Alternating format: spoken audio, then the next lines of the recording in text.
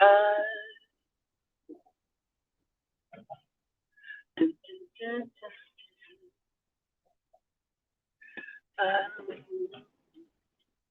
love unconditional. I'm not asking just of you.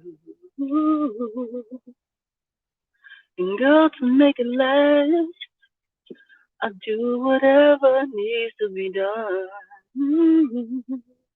Well, I need somebody who'll stand by me. What's up, y'all? What is going on? Hold on, y'all. What the hell is my What's up, people? Good morning.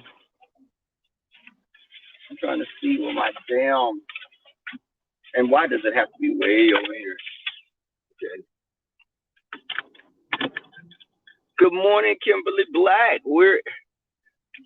It's a new dawn. It's a new day. It's a new life for me. And I'm feeling good. That's the song they should have played when Biden came into after the inauguration. I was having a treatheism for a second there. Um, I felt like, you know what, the whole thing, Biden's inauguration speech, everything was just so surreal, and it's almost as if I was awakening out of a haze. Hey, Joy Love, good morning.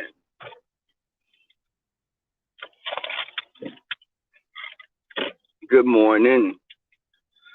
Um, hey, Nicole Goddess. Yeah, so I am. I was watching something, y'all. I was watching last night as I was preparing to go to bed. I was watching Ayanla Fix My Life, and I saw this episode, and I think it was they had shown it before, um, but it was this family that was in turmoil, and they were dealing with a daughter with someone that they felt was too possessive and controlling, and they had a son that had came out as gay some years prior, and the father was dealing with accepting his gay son, and they were also dealing with the fact that their daughter was possibly going to be marrying a man that that wasn't what they wanted her to be, wasn't who they wanted her to be with. And I think that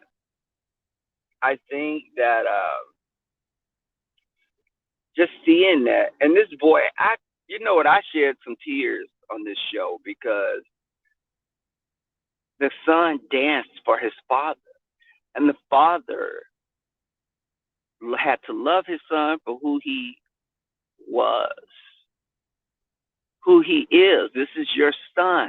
This is no alien entity. And the father, let me tell you, the father, to me, he was giving out, my gaydar was tingling, like it's something like a spider sense. My gaydar was tingling because this father he has some very effeminate mannerisms. And not all people that have effeminate mannerisms are gay. It can be a cultural thing because I've seen like people from Nigeria, men that I have thought were gay that weren't, or people with Asian ancestry, the same thing. But I they were a churchy type of family, deep rooted in church, and their father was like, when he thought about gay men, all he could think about was the sexual aspect of gay men. Why is that? When I think about lesbians, I don't think about the sexual aspect of lesbians because I'm not attracted to lesbians. I don't care. A lesbian can rub her snooch against a wall. I don't care. So for people to automatically think about the sex, it's like, well, that's your mindset.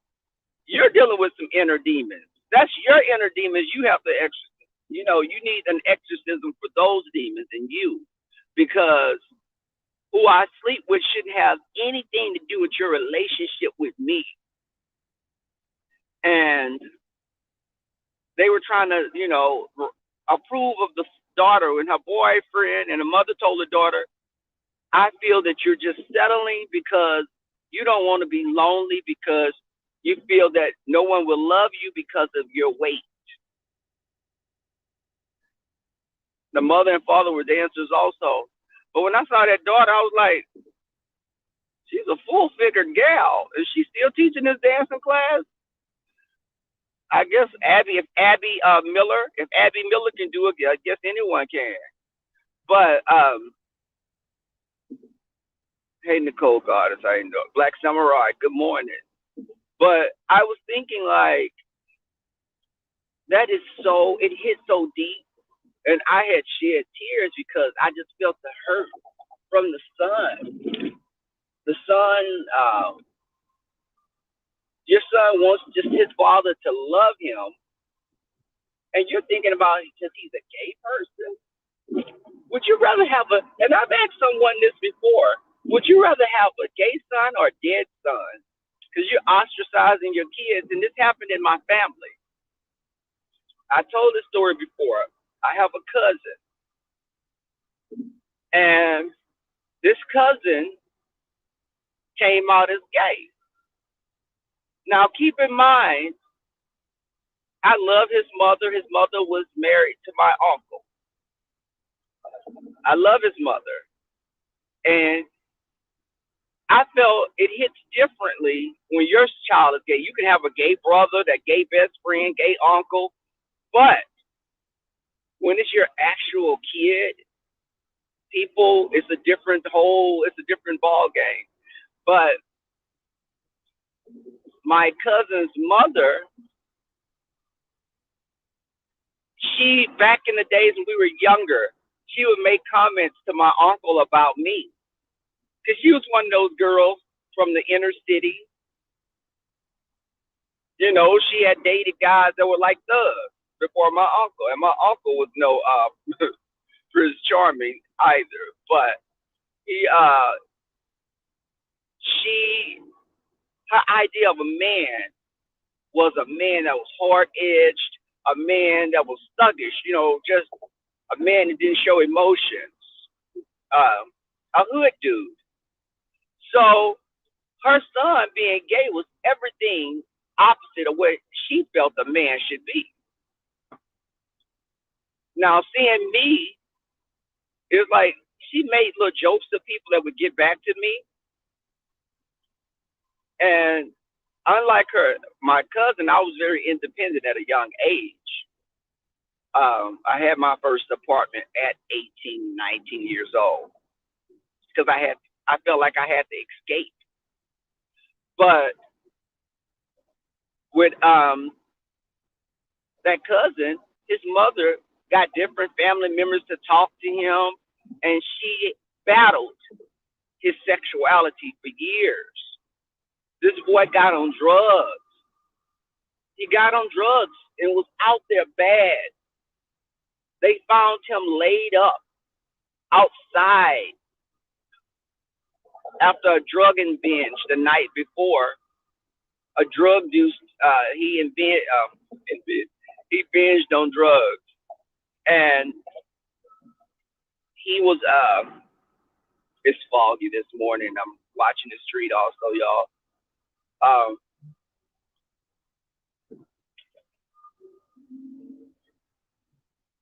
But so she tried to convert him, like pray the gay away.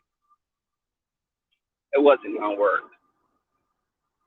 But she ultimately had, and the thing was, it was funny because her making comments about me because she saw little things here and there, and she knew I was gay.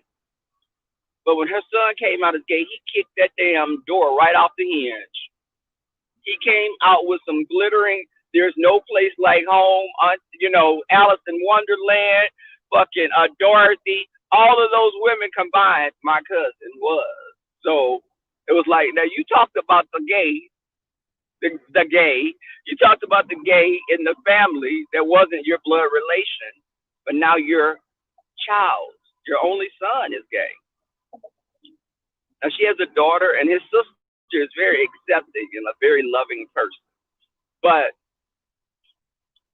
be careful of what you talk about because that's something that may be in your own backyard one day. You'll have to deal with it.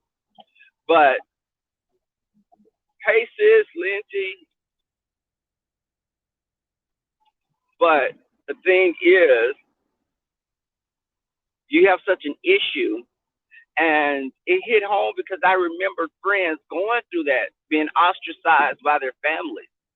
And my attitude was like this: if you can't love me for who I am, screw you. I was not gonna dance to someone else's tune to make you happy, and I'm living a lie. And the father, when I saw that episode, I was like, this father is seeing himself in his son. Everything that he's repressed and he didn't have the courage to, he couldn't be his authentic self. Hey, so glamorific. BMW, I said, hey, what's going on? You have to be your authentic self. Stop trying to make other people happy. And your kids, you can set the stage for them, but they're going to have to be the one that put on, for themselves. They have to be the ones to, you can, set all the wheels in motion, but they're going to be who they're going to be at the end of the day. But, I was just thinking like, oh my God, this son, now his voice was another story when he was like, when he was talking and I heard his voice, I was like, oh my God. And like, I came out and I was like, oh, okay. I was like, oh. When I saw him, I was like, okay, he's a nice looking guy, nice body. But when that mouth was opened up and I heard that, I was like, okay, that image has changed. All of a sudden, you could be my good Judy now. Snooch has went back to sleep now. It woke up. It perked its ears up when it saw his body. But there, when he spoke, it went back into his burrow and went back into hibernation. But, and the sister's boyfriend, he was giving me kind of those teas also. He was giving me my little gaydar sense was tingling a little with him as well. Which is why they say daughters pick men that, are like their father. Maybe she picked a man that had gay tendencies like her father exhibited. And he was using her as a cover girl. Gay men, what do we call them? Cover girls. We call them beards. A lot of things, kind of like the woman that Tyler Perry had to have his baby. But I just think that if people are so quick to say, who's gay? I don't have gay people in my family, and I don't listen. There's someone in your family that just hadn't came out. Or they're bisexual, because there are people that are bi. If a woman can be bi and people embrace that, why can't a man be bi? It's a ridiculous double standard.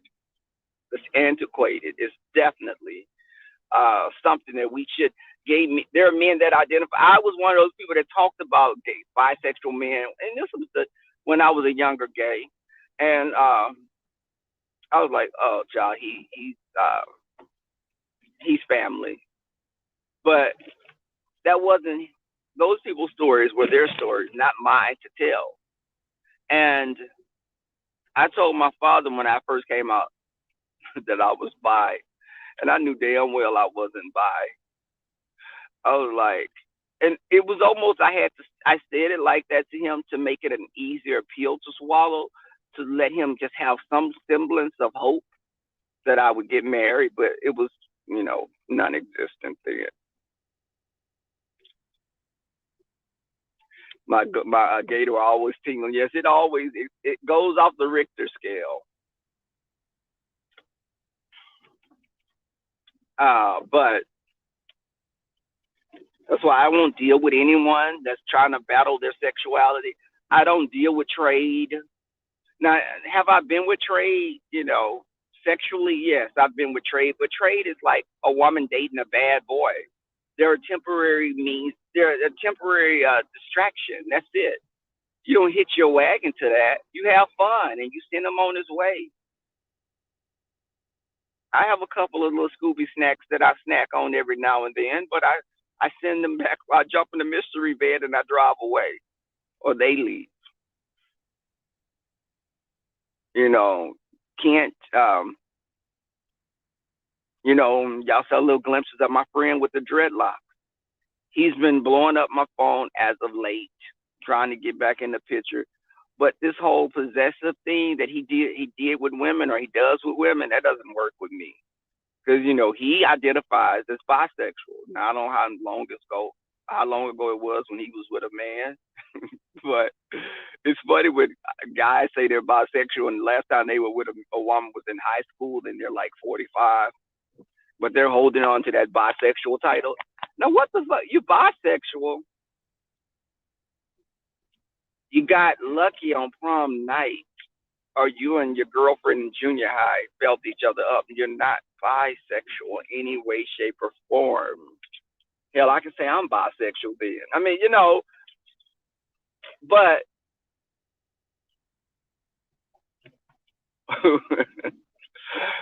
baby, I'm like, no, you're not bisexual. But I have very close friends whose families had issues with their sexuality at one time or another.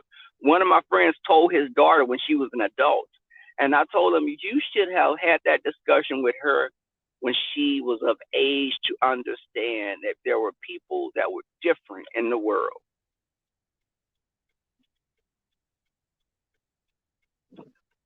Hold on. Excuse me. Look, Tracy must be somewhere near. I'm sneezing. I have allergies to some pet dander. Um, but and y'all, let me tell you. Oh my God, where's my badge? Oh, it's in my pocket. Hold on, y'all. I gotta dig off in my bosom for my badge.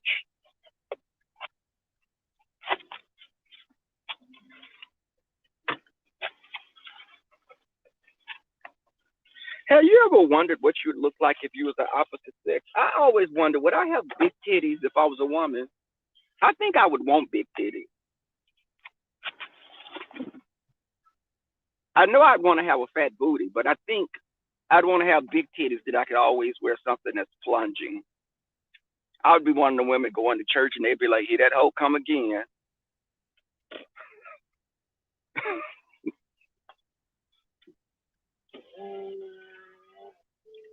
Hey, Theo O'Brien. Good morning. And but I I think that wait, hold on, somebody's parking crazy in front of me. I lost my train of thought for a second. Also, I'm here at the parking lot. I need to jump out the car. But let me give a shout out to our military. Also, I've given a shout out to our military, or whatever company made that outfit that Brianna was wearing on the picture that I got. The outfit, that black and white outfit. I want to give a shout out to whatever military company that does the tents for the military or the sleeping bags, because whoever made that must work for the military, because that's a ballistic material that she have on. And she had all these countries' names and cities, and I was like, oh, Lord have mercy. I'm looking at this and I said, oh my God. Bitch, you peed for that. Bitch, you are peed for that. Hey, TC, good morning. I saw that outfit and I was like, girl, there's a small village in the rainforest in South America that they're not able to make tents this year. There are children in Africa that have no clothing because of this person that made that outfit for you, Brianna. And girl, but your face was beaten. Your face was beat for the gods. Guys, I came on also to tell y'all. Uh, come and check the gentleman's panel out tonight. It will be on the official King Pain's platform. Why is my tongue being tied this morning? It's not like I've been using it this morning, but I did some days ago. Um, Good morning, Anthony McNeil. Good morning, Dream Girl. You know what? I'm gonna tell you, whoever made that outfit could be the seamstress for Ringling Barnum and Bailey. Whoever make those little vests for the elephants and stuff, I think they could have a career in doing that. But guys, again, let's check the gentleman's panel out on the official King Pain's platform tonight. You got some interesting topics as always, and just come hit a thumbs up, share and like the video, share and like this video, shine some love, shine some light. Have a good day. Thank you, Kimberly Black, Lynn T, for holding it down as always. I'm out. Peace.